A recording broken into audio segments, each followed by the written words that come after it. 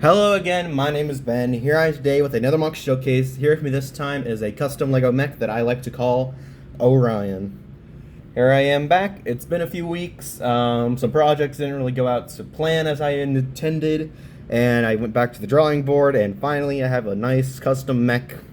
No other alternate builds or all sorts of stuff like that. And here it is. Story-wise, his name is Orion. I don't really have too much to really say into like story-wise. He's meant to be this sort of like custom-built mech by this pilot, who is named Orion, and then he just does all sorts of combat with him, all sorts of weapons that I will get into later. That out of the way, size comparison with a minifigure. Not too much to go over there. It's pretty sizable, but not too big. Oops. That out of the way, start off with the construction, starting off with the feet.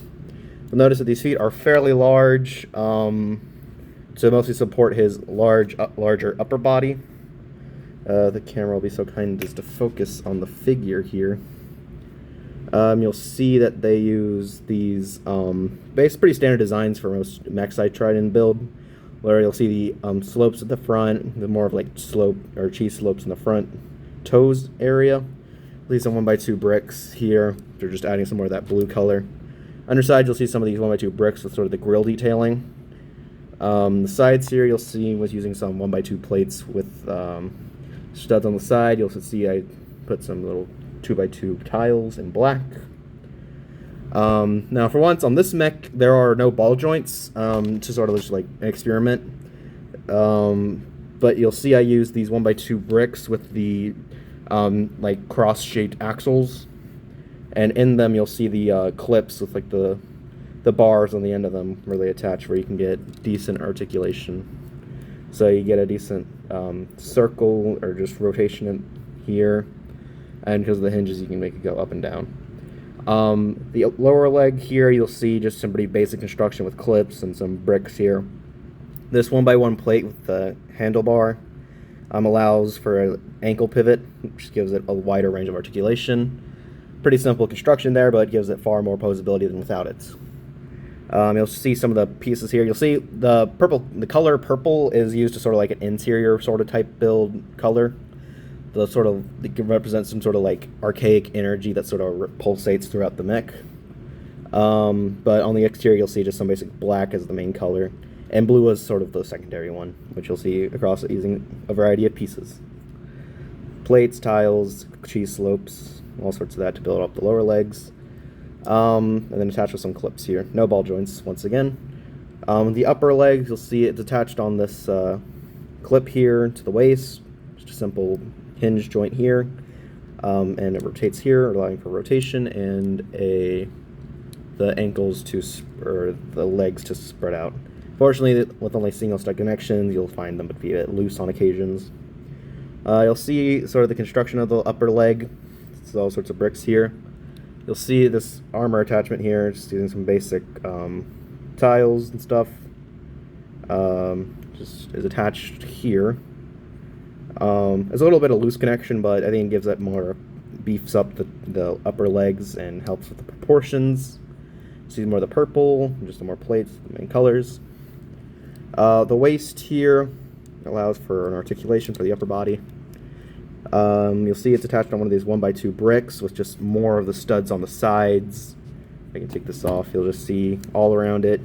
It's a very like blocky construction. You'll see some slopes here to kind of like give it some more angles.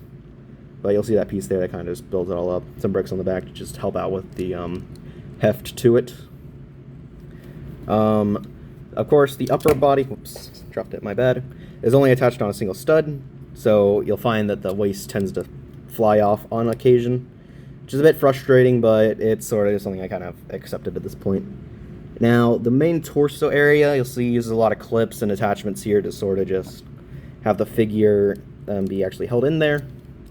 Oops, apologies for that. But you'll see just a lot of clips and bricks and plates being built up here. Sole assembly sort of just folds down and folds out, sort of like accommodate the figure.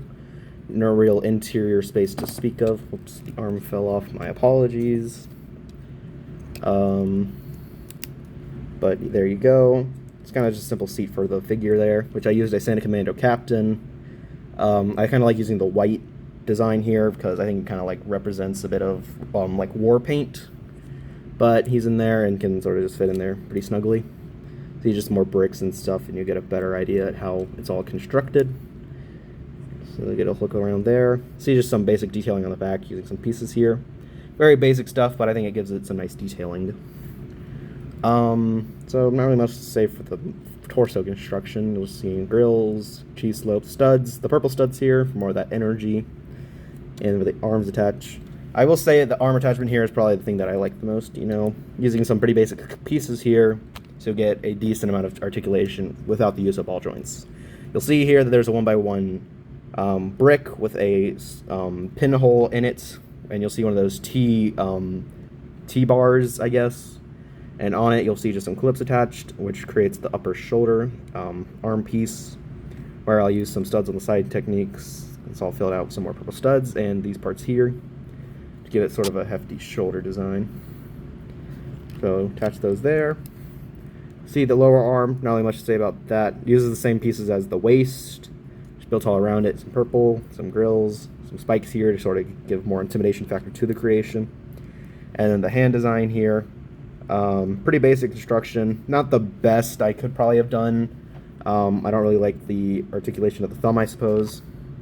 But you can get some decent stuff with it. See just some clips here with these sort of like two pieces with the pinholes and the clips at the end, which they will use on mechs on occasion. And you'll see you just sort of get a decent range of articulation. Not as much articulation as you'd get with ball joints, but I think using without ball joints you can still get quite a lot of poses. Same for this side, but the only difference is there's a jumper plate, which I will explain in one moment. I kind of took off the torso here. The part can't fully come out when it's attached to it, but you can still get it out, and the figure can still come out easily enough. That does it for the base construction. I'll just give one look around the whole thing one more time. I will say, very fond of this build. I like the construction I used, and probably shouldn't brag too much, but it was nice to build something without constantly needing ball joints from all sorts of different creations. And this was just sort of like something new to try, and I think it came out pretty nicely. As for weaponry, he does come with quite a bit. I commissioned my good friend Will, to build me all sorts of weapons here, which I will get into now. The only one built by me is this pretty basic shield design. He is meant to be some sort of warrior or gladiator, so I decided a shield would do fine. Pretty basic construction here, just a dish, then one of the satellite dish pieces in black over it, then a white stud, and another stud on the back. So it can easily attach onto this jumper plate that you will see here. Pretty basic there, not exactly a good shield, but I think for the creation, I think it just looks pretty good. Just get a look at that. Next up for the melee weapon, you'll see a axe, or battle axe that I had Will create. Oops. Pretty decent design, I'd say. You'll probably complain about a few things you'll see here. The main handle is built on a wrench piece, which is an interesting choice, but unfortunately can lead to some loose parts, especially for the top part here, because this is not a full bar, so you'll see it's a little flat-ended, so it has a tendency to sort of like fall apart. The upper head of the axe, you'll see I'll just pull this part up. It's mostly built up with some studs here, and one of those T-joints to get sort of a thrusting rocket, which I think is a pretty cool idea. And you'll see the rest of it's attached on this 1x1 brick with the 4 studs on the side. So you'll see just the edge of the axe here. Then just grill slope on top, and just some 1x3 black tiles on the sides to cover it all up. It's a bit loose because most of these parts are only attached on a single stud, but for the job of axe, I think it gets the look across. Now then, see it just attaches into the hand pretty simply here. Just open it up, and then put this in the hand, and then just clamp it down here, and there you go for the axe. A very nice look, and I just enjoy it. Gives off the vibe of a gladiator, which I think is a good look, especially with like the sort of centurion type head of the Senate Commando. Now that does it for its melee weapons. Next, starting on to the ranged weapons, we have a pair of what he called plasma cannons here. We'll see, these are pretty basically constructed, you know, so I just get it to focus. Camera is not being a good sport today, but give it a moment. There we go. and then you'll see pretty basic construction. Also using studs on the sides techniques with some of these clips here. These are where the hands are attached to. There's some bricks here, see some slopes and some of these like curved pieces. Some studs with these trans neon green studs at the end for the plasma. Cheese slopes at the end, and more sort of like these toothed pieces here. If it'll be so kind as to focus, there you go. So you just get a good look at these all around before I attach them to the figure. They're meant to attach into the hand like the axe did. Of course, because of the design of my hands, which is my fault, they don't really kind of like clip in like a normal gun would into your hand. So they wouldn't really slide in through here because they can't. So they don't look the best when being held, but I think it kind of like fuses to the hand. You can try to make the excuse that it does sort of that idea, which I think is probably better. And I don't think, it doesn't look great, but I also don't think it looks all that bad. So now he has some offensive capabilities, which I think these do look pretty nice. Just a bit simple, you know? No, there's nothing wrong with that. Moving on to his next pair of weapons, you'll see these, what he called rifles. These are probably my favorite ones that he built. These are very nice, detailed, stay together pretty well. If I can find the other one, which is around here somewhere. Here it is. Oops. So you'll see these two. More similar techniques, the studs on the sides. You see the basic brick structure here where the barrel is attached. Using one of these cone pieces with a bar running through it. And then just a lot of like stud pieces at the end here. And then some of these Technic bushings for the barrel, which gives it a very nice simple details with only minimal pieces. Grills, a metallic tooth piece, this translucent green. And just the back assembly here with just some slopes and cheese slopes, giving it more development. And the underside also having slopes. Very simple, very nice details, and these are probably my favorite. Now they are meant to clip into the hands, but what I like to do and prefer for display and pictures, I like to swap around the hands here and just fold them inward, as you'll see here. So you see the anti-studs showing. I assume you can see where I'm going with this. If I just... To keep them from poking out too much, I showed them here, but I'm going to take off these 1x2 bricks, or plates. So, and then I just attach them into the wrists, and you can see where I'm going with this. This will give the Orion some very nice looking gun slips. Of course, one stud attachments, so a lot of the connections here are a little loose. So here he has guns, very large guns, which I think look really nice. Going for the wrist attachments, I think makes them look a lot better, much more intimidating, and just looks just cooler. I don't know. This is what I think.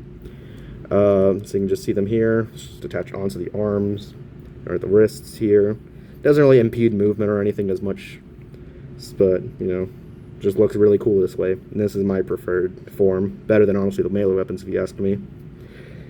Just looks really cool. But that does it for these. Just take them off. And for the final pair, you'll see, or like main weapons, you'll see this pair of rockets, as he called them. Sort of micro rockets. You'll see the cones at the end for the rockets themselves.